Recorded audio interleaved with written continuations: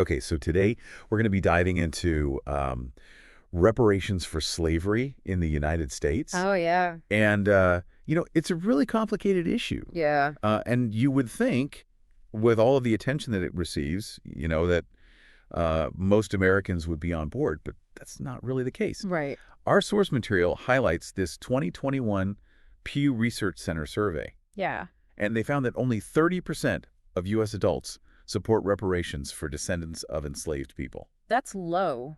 It is a statistic that reveals some pretty stark divides along racial and political lines. Mhm. For instance, while like 77% of Black adults, they favor reparations, Yeah. only 18% of white adults do. Wow. And the political divide is even more striking. Yeah. 48% of Democrats support Okay. versus just 8% of Republicans. So those are pretty big gaps in thinking there. Yeah, yeah. So I guess before we get into, the reasons behind these differing opinions, let's just kind of lay the groundwork here. What are the fundamental arguments driving the call for reparations? Well, I think the core argument hinges on the undeniable economic disparities that exist between Black and white Americans today. Yeah. And, this gap, proponents argue, is a direct result of slavery. Right. And the systemic discrimination that followed. Right. The source material really emphasizes that, because the federal government sanctioned and profited from slavery,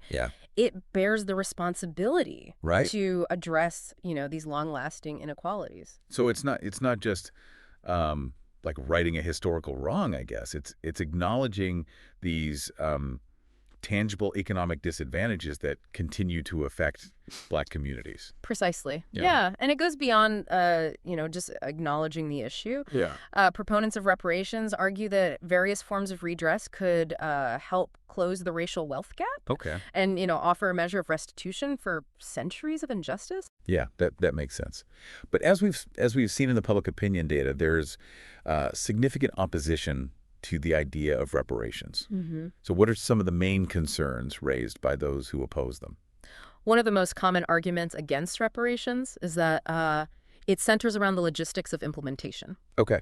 So opponents highlight this immense difficulty in determining who would be eligible for reparations, Right. and then how to calculate a fair and equitable system of compensation.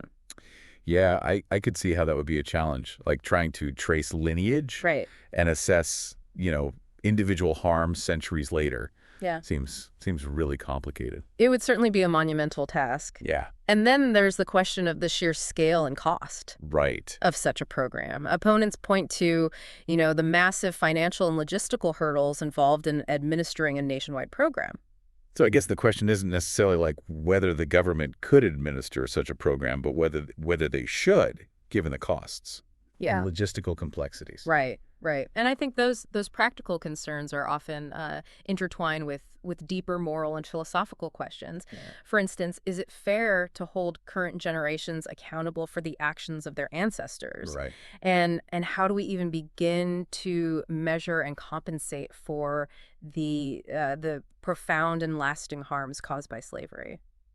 That raises the question of what forms reparations could actually take. Right. It sounds like there's more to it than just issuing checks. Yeah. Although, that is certainly one possibility. It's definitely one possibility. The concept of reparations encompasses a broad spectrum of potential approaches. Okay. And like you said, direct financial payments to eligible descendants are often considered the most straightforward approach. Okay. It's seen as a direct attempt to address those economic disparities we discussed earlier. Yeah, that makes sense. Yeah. But are there other, less direct ways Absolutely. to approach it? Yeah. Many advocates argue for targeted investments in education, housing, and business opportunities, specifically designed to empower and uplift Black communities. Okay. So this could involve things like scholarships, grants, loan forgiveness programs, and community development initiatives. It's about leveling the playing field in a proactive way, rather than just trying to compensate for past harms. So it's about creating opportunities for future generations. Right. Rather than solely focusing on monetary compensation for past injustices. Precisely.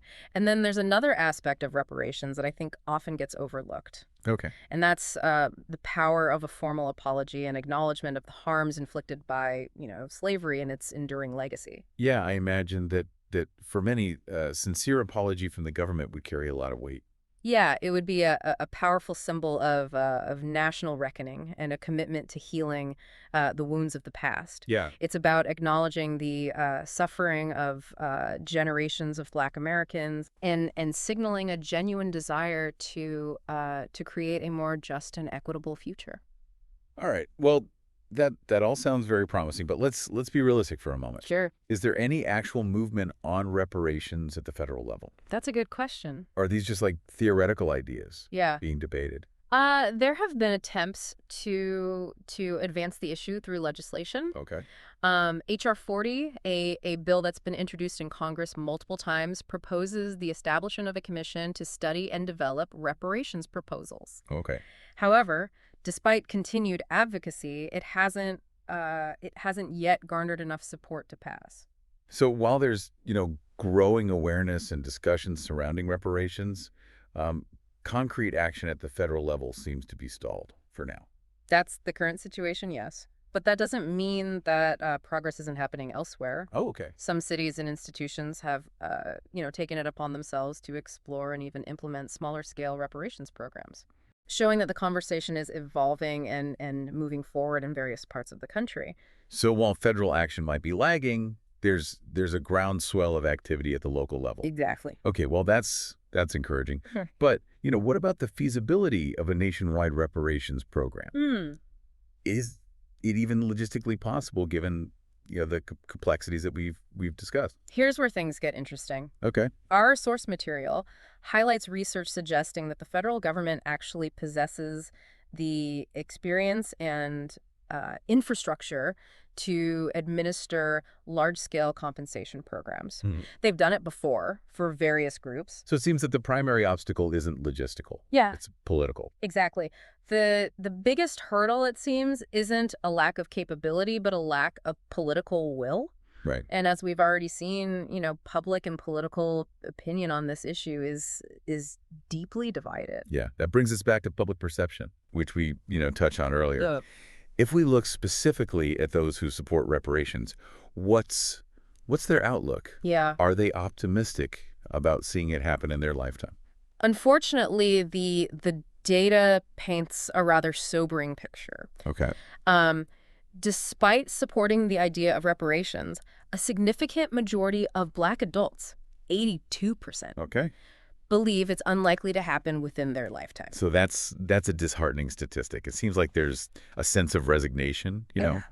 even among those who believe reparations are necessary and just. Right, and it's not limited to Black Americans. When you look at all U.S. adults who support reparations, 75% share that same pessimism.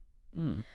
There's this widespread belief that even if people agree with the principle, they don't see it translating into reality anytime soon. So there's a sense of disconnect between, the moral imperative Yeah, and the perceived political reality. absolutely. Let's delve a little deeper into those expectations. Are there any demographic differences in who's, more or less optimistic? There are some fascinating nuances to consider. Okay. For example, older Black adults, those 65 and older, Yeah. they tend to be the most pessimistic. Okay. This isn't entirely surprising given their lived experience Yeah. and the long history of setbacks in the fight for racial justice. Right. They've seen promises broken and hopes dashed time and time again. Exactly.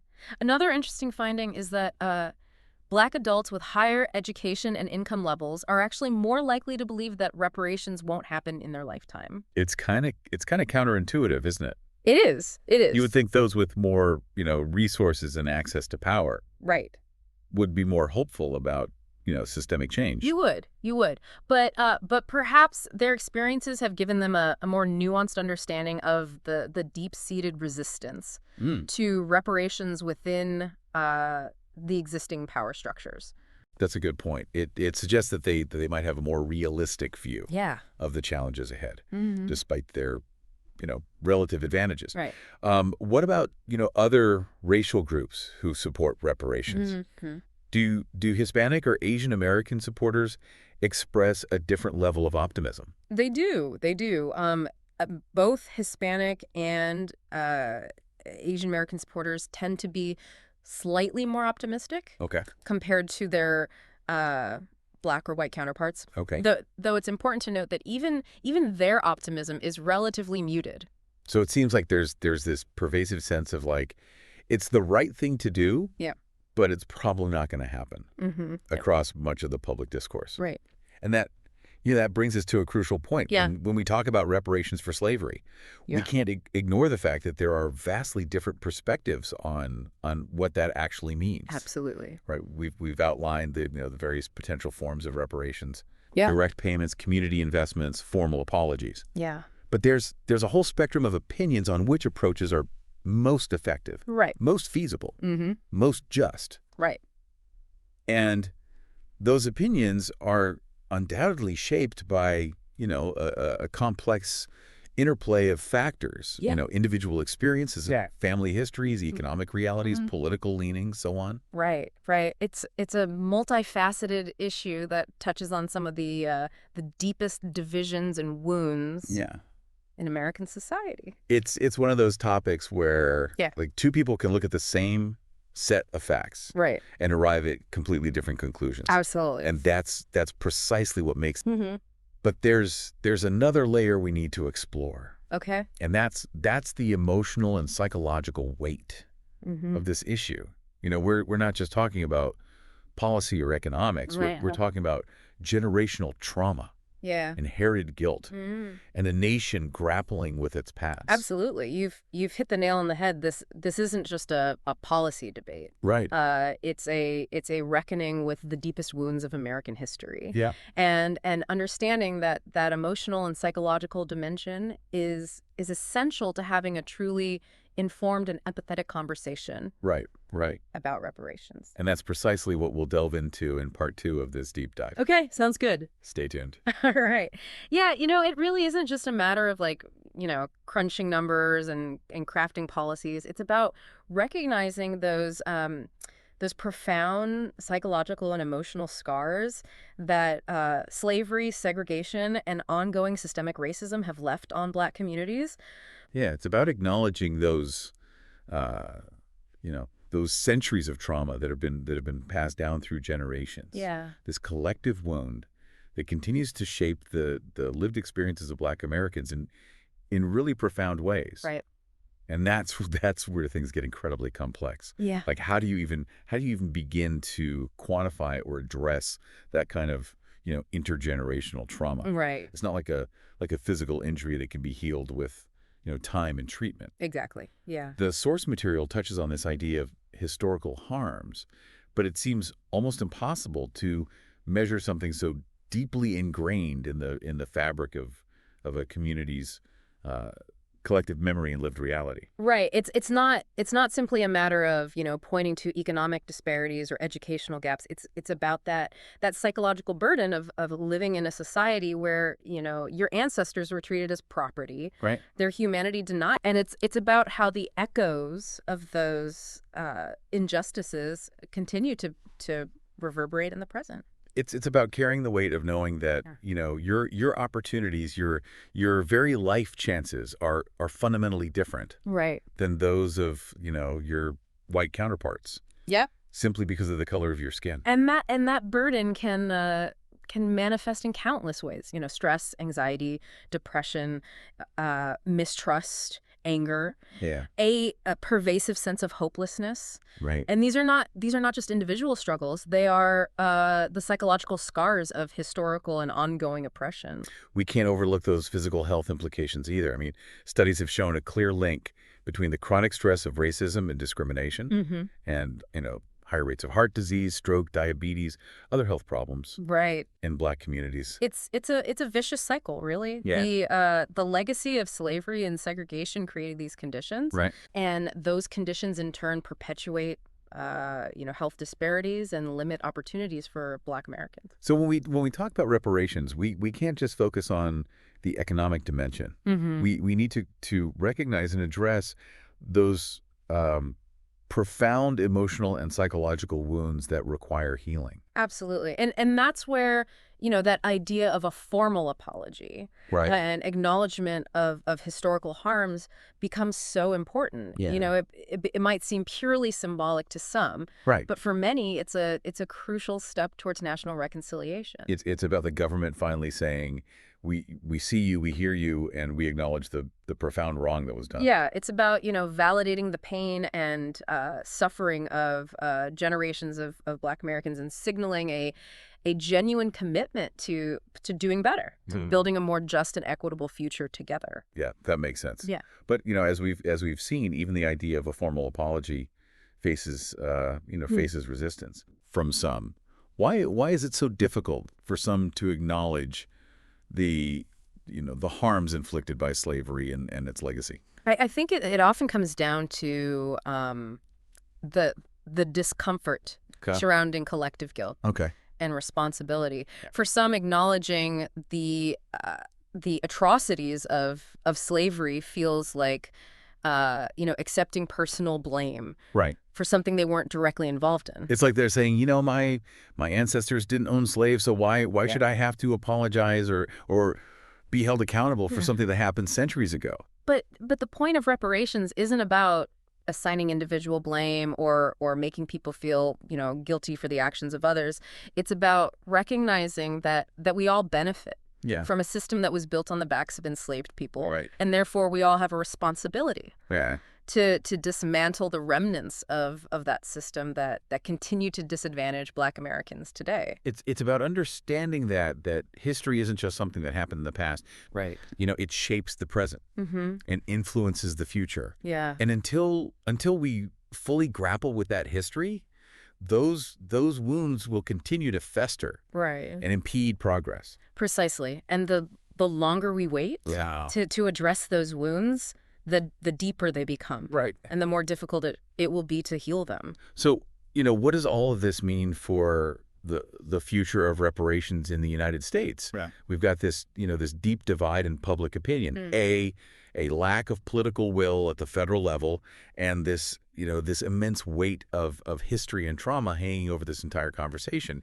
Is there any hope for meaningful progress? It's undeniably a challenging landscape. Yeah. But I wouldn't say there's no hope. I'm eager to hear where you see those signs of hope, because frankly, it's starting to feel a bit overwhelming. Yeah, well, for one, the very fact that we're having this conversation on a Right. national scale is significant. Yeah. Even a decade ago, the idea of reparations was largely considered, fringe Yeah. or radical. Right. Now it's front and center Right. in the public discourse. That's true. It's Okay. moved beyond the realm of activists and academics. Right. It's being debated in Congress, in state legislatures, in classrooms, Exactly. in living rooms across the country. And this shift in the conversation is largely due to the tireless work of activists, scholars, and community leaders who have been advocating for reparations for decades. Yeah. They've kept the issue alive. They've educated the public, Right. and forced those in power to at least acknowledge its importance. They've also done a great job of kind of reframing the conversation, Yeah. moving it away from this simplistic idea of just cutting checks to a more nuanced and holistic understanding Exactly. of what reparations could and should entail. Yes, we're now talking about investments in education, healthcare, housing, community development, Yeah. and addressing the root causes Right. of racial inequality. It's a much more comprehensive and multifaceted approach that acknowledges the systemic nature of the problem. And that shift in framing is crucial, because it makes the idea of reparations more palatable Right. to a broader audience. Absolutely. It's no longer seen solely as a handout or a way to assuage white guilt. Right. It's about investing in a better future, Yeah. a future where everyone has an equal opportunity to thrive Right. and reach their full potential. It's a message that resonates across, racial and political lines. Exactly. And while the federal government might be dragging its feet, we're seeing a genuine progress at the local level. Okay. With cities and institutions taking the lead on implementing reparations programs. Like the city of Evanston, Illinois, which launched a reparations program focused on housing, Right.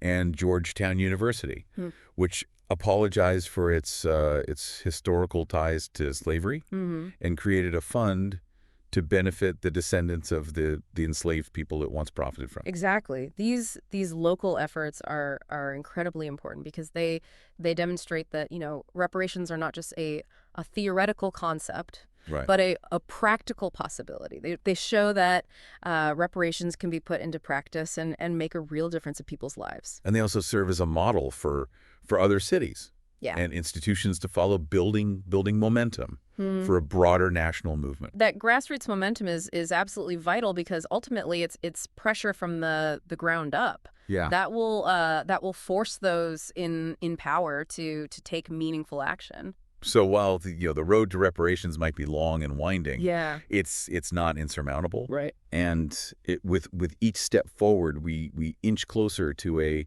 more just and equitable future. And that's the key takeaway here. This isn't just about righting the wrongs of the past. It's about building a future Right. where everyone, regardless of race, has the opportunity to flourish Right. and reach their full potential.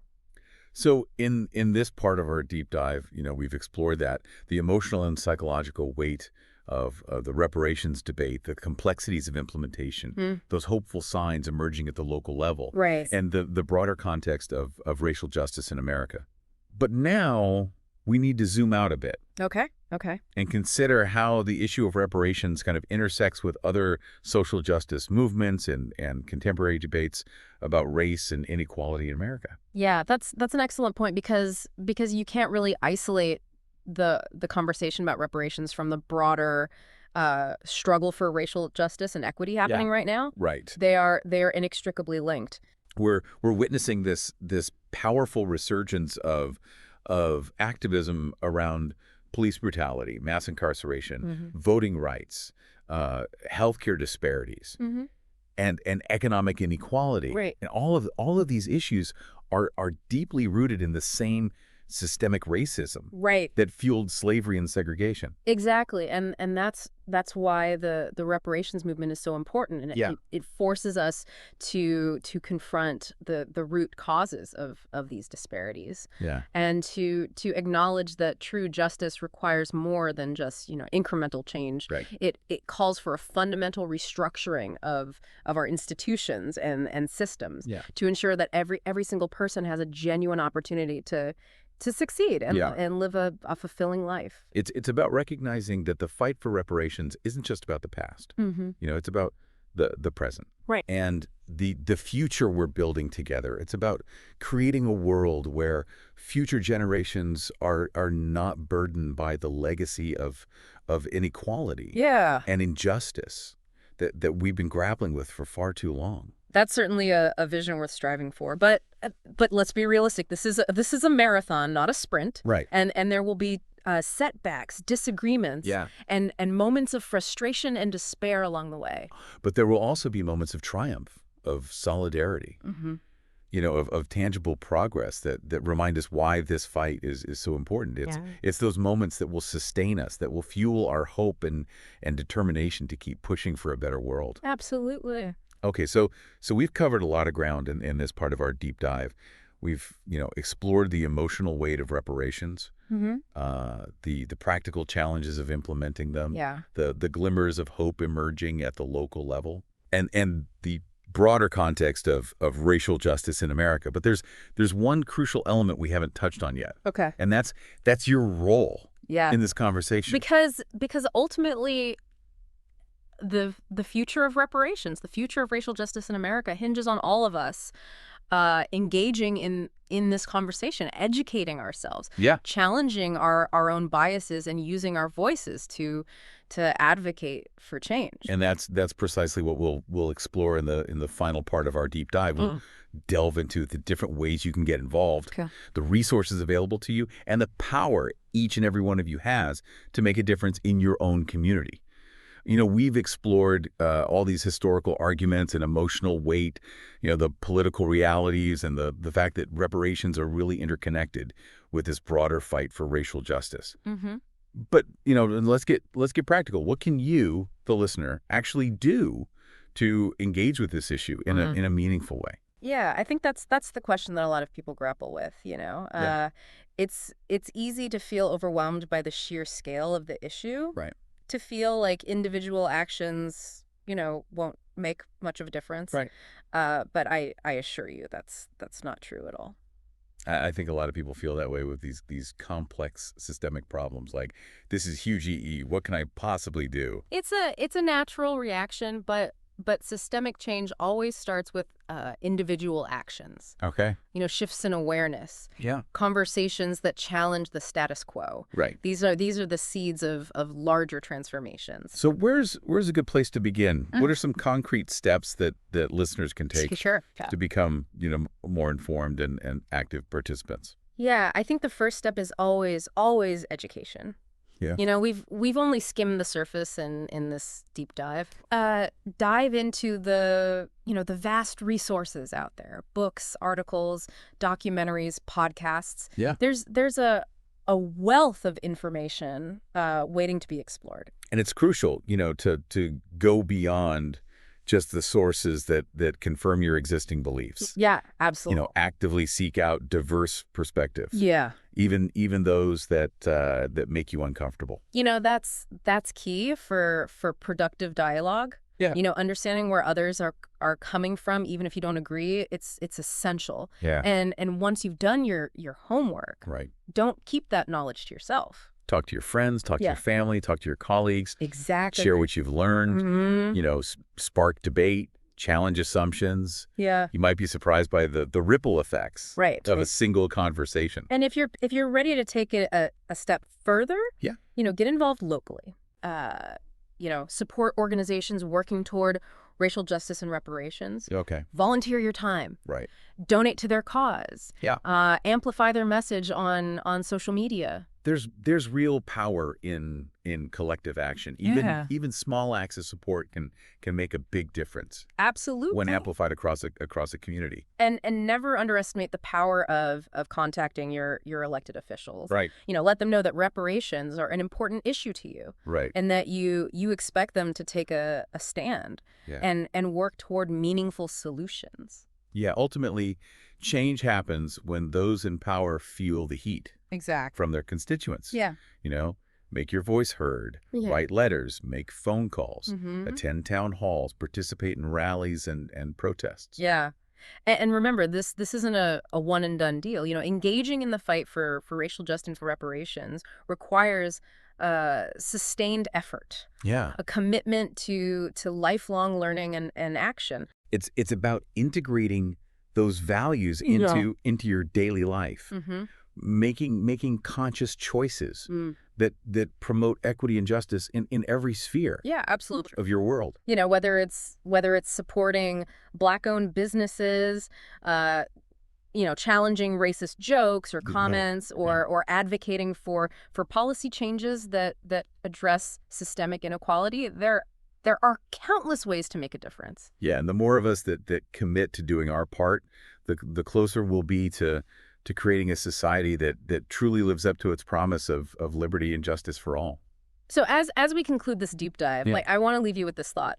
The fight for reparations is not just about the past. Right. It's about the future we're building together. Yeah. A future where everyone has the opportunity to thrive regardless of the color of their skin. Right.